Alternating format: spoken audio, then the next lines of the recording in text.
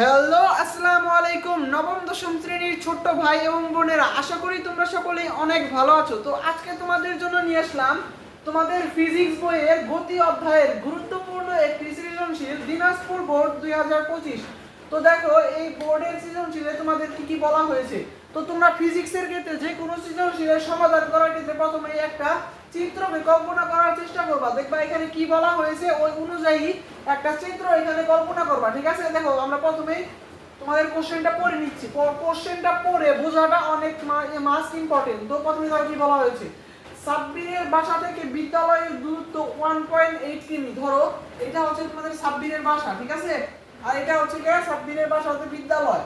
এটা হচ্ছে তোমাদের বিদ্যালয়। সাব্বিরের বাসা থেকে বিদ্যালয়ের দূরত্ব দেওয়া আছে কত, 1.8 কিলোমিটার। তো আমরা যদি এইটাকে মিটারে নিই তাহলে হবে তোমাদের 1800 মিটার। ঠিক আছে, সে সাইকেলে বিদ্যালয়ে যাওয়ার সময় প্রথম 30 সেকেন্ড, অর্থাৎ তোমার সাইকেল দিয়ে সে হচ্ছে সাইকেল চালিয়ে বিদ্যালয়ে পৌঁছানোর চেষ্টা করতেছে। তো প্রথম 30 সেকেন্ড ও হচ্ছে সমতরণে চলে। ঠিক আছে, প্রথম 30 সেকেন্ড কি করে ভাইয়া, সমতরণে চলে।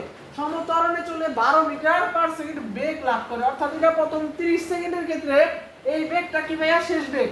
অর্থাৎ তোমার প্রথমে হচ্ছে কি স্থির অবস্থানে ছিল, স্থির অবস্থান থেকে সে কি করছে ভাইয়া, চলতে চলতে 30 সেকেন্ড সমতরণে যায় 12 মিটার পার সেকেন্ড বেগ লাভ করছে।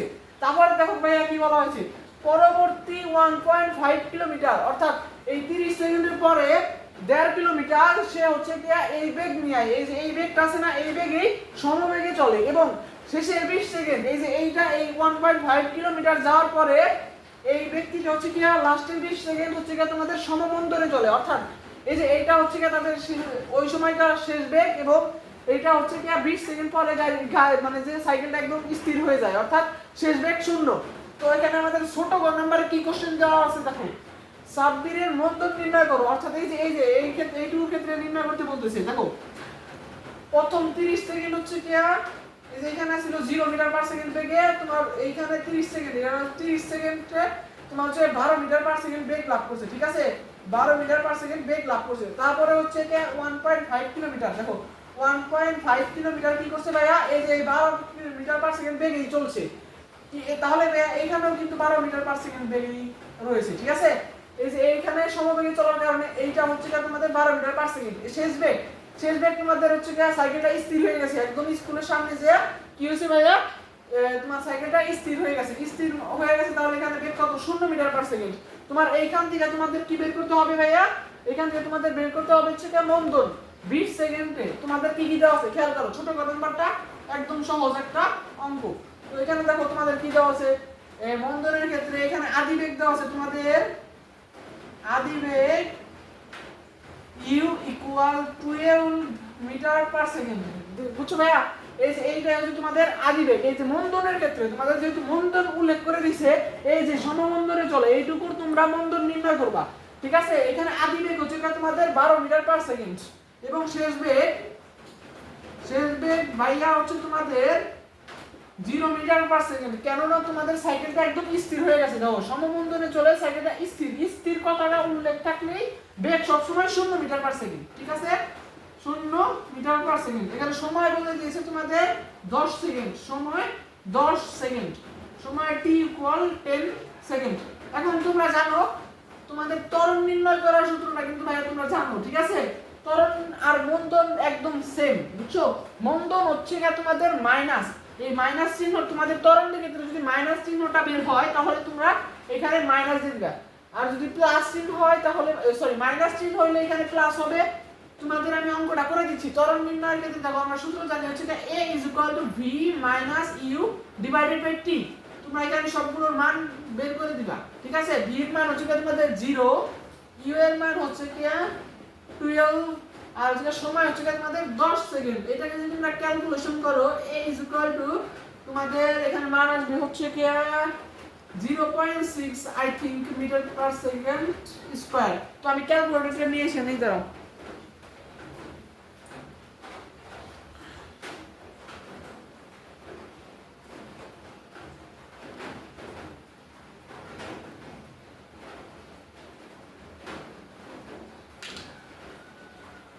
এখানে ভাইয়া তোমাদের মানটা হবে হচ্ছে কি 1.2 metre per second 1.2 metre per second. এখানে মাইনাসের 1.2 মিটার পার সেকেন্ড আমার বের হয়েছে। তোমরা কিন্তু মন্দনের ক্ষেত্রে যেহেতু তোমাদের মন্দন উল্লেখ করে দিয়েছে, তোমরা আমি কিন্তু এটা ত্বরণ নির্ণয় করেছি, ঠিক আছে? ত্বরণ হচ্ছে কি তোমাদের মাইনাসের 1.2 মিটার পার সেকেন্ড, কিন্তু তোমাদের মন্দন বলে দিয়েছে। মন্দন হচ্ছে কি তোমাদের এখানে মন্দন দিতে হবে। সুতরাং মন্দন, এই মন্দন কথাটাই হচ্ছে কি তোমাদের এই ঋণাত্মক চিহ্নটা, বুঝছো? এই মন্দন কথাটাই তোমরা ঋণাত্মক চিহ্নটা মনে করবা। তাহলে মন্দন হবে তোমাদের 1.2 ns-1 সরি ns-2। খেয়াল করছো ভাই, মন্দন মানে হচ্ছে কি ঋণাত্মক চিহ্ন। এই মন্দন উল্লেখ করলে কিন্তু তোমাদের এখানে মাইনাস চিহ্ন দেওয়া যাবে না, ঠিক আছে?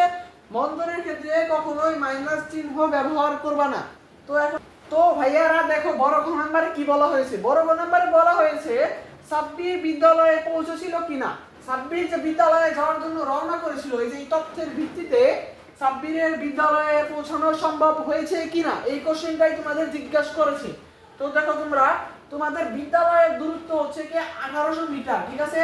ওর বাড়ি হতে বিদ্যালয়ের দূরত্ব কত ভাইয়া? 1800 মিটার। তো ও যদি এই 1800 মিটার দূরত্ব অতিক্রম করতে পারে তাহলেই সে বিদ্যালয়ে পৌঁছাতে পারবে, ঠিক আছে?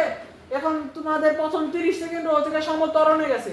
সমতরণের ক্ষেত্রে আমরা সূত্র জানি, প্রথম 30 সেকেন্ডের ক্ষেত্রে কি কি দেওয়া আছে দেখো। প্রথম 30 সেকেন্ডের ক্ষেত্রে এখানে লিখে নিবা, প্রথম 30 সেকেন্ডের ক্ষেত্রে 30 সেকেন্ডের ক্ষেত্রে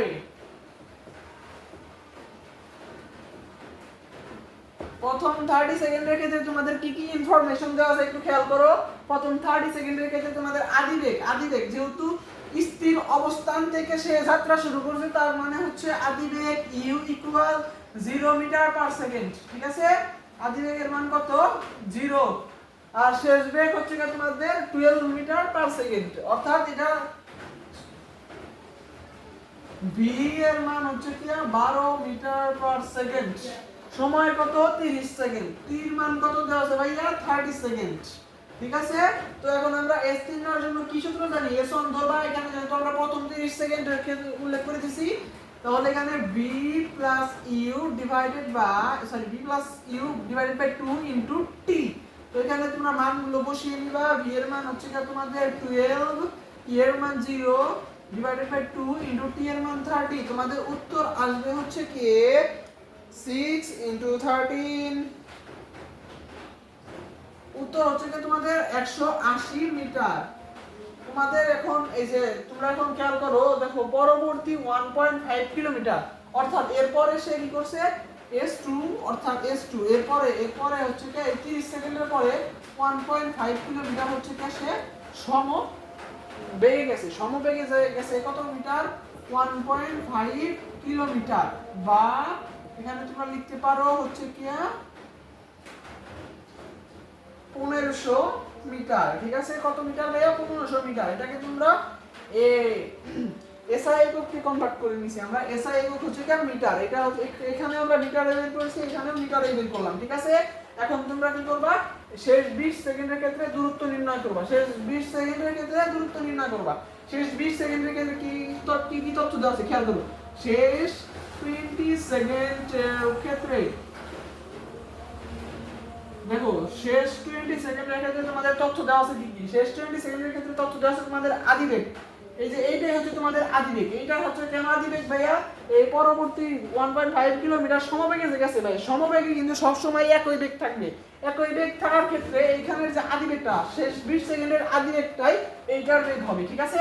এটা কিন্তু বোঝা অনেক বড় ইম্পর্টেন্ট একটা জিনিস। এইটা বুঝতে পারলেই তোমাদের অঙ্কটা একদম সহজ। তো এটার আদিবেগ কত ভাইয়া? 12 মিটার পার সেকেন্ড। শেষ বেগ কত ভাইয়া? শেষ বেগ v, যেহেতু বস্তুটা স্থির হয়ে গেছে, শেষ বেগ 0 মিটার পার সেকেন্ড। সময় কত তোমাদের ভাইয়া? সময় দেওয়া আছে তোমাদের 20 সেকেন্ড।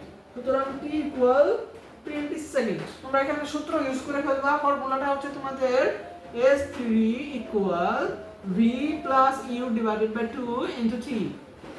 তো এখানে তোমরা মানগুলো বসিয়ে নিবা। v এর মান হচ্ছে কি তোমাদের 0, u এর মান হচ্ছে 12 ডিভাইডেড বাই 2 ইনটু t এর মান 20। নিচে তোমরা মানগুলো বসিয়ে ফেলবা। 6 ইনটু 20 ইকুয়াল 120 মিটার। তোমাদের এখানে মান কত বের হয়েছে ভাইয়া? 120 মিটার। এখন তোমরা কি করবা? এই তিনটাকে যোগ করে দিবা। সুতরাং সাব্বিরের মোট অতিক্রান্ত দূরত্ব সাব্বির এর মোট অতিক্রান্ত দূরত্ব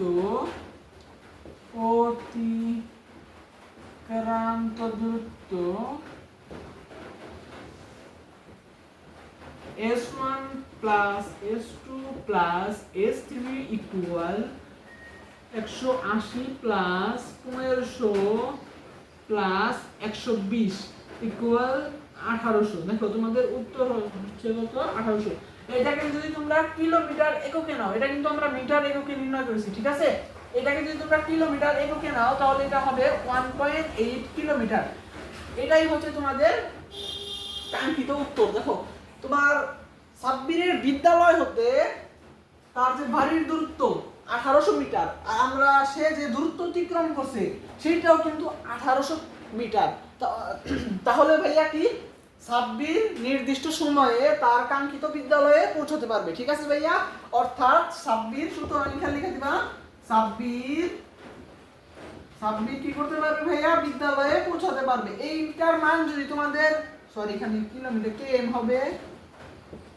এই সাব্বির যদি 1800 এর কম দূরত্ব অতিক্রান্ত করতো তাহলে কিন্তু ভাইয়া সাব্বির বিদ্যালয়ে পৌঁছাতে পারতো না, ঠিক আছে? তো ভাইয়া আজকের ক্লাসটা এই পর্যন্তই। তোমাদের যদি এইরকম প্রত্যেকটা বোর্ডের বিশ্লেষণ সহকারে সহজ সমাধানের প্রয়োজন হয় তাহলে আমার এই ইউটিউব চ্যানেলটাকে সাবস্ক্রাইব করে রাখো। আমি প্রত্যেকটা বোর্ডের সহজ এবং বিশ্লেষণ সহকারে আমি সমাধান দেওয়ার চেষ্টা করব। তো আজকের ভিডিওটা